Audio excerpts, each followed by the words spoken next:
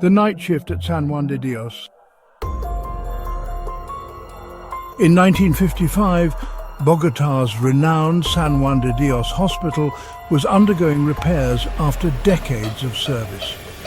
Rafael Vargas, a middle-aged construction worker, was tasked with restoring parts of the hospital.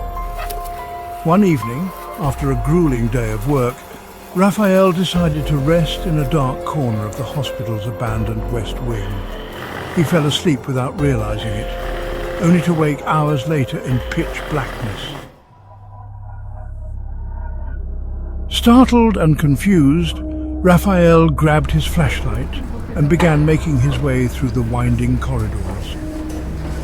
As he ascended an old staircase, he heard muffled voices coming from a room at the end of the hall. He cautiously approached, thinking it might be other workers finishing their shift, and cracked the door open. What he saw inside turned his blood to ice.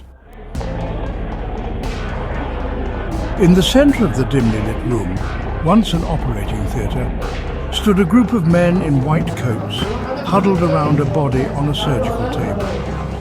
The men whispered to each other in a language Rafael could barely understand, though he caught snippets of poor Spanish. The scene felt wrong, unnatural. Among them was a foreign doctor, his heavy accent betraying his unfamiliarity with the local tongue. As Rafael watched, they began to prepare an odd concoction, mixing liquids and powders from ancient-looking vials.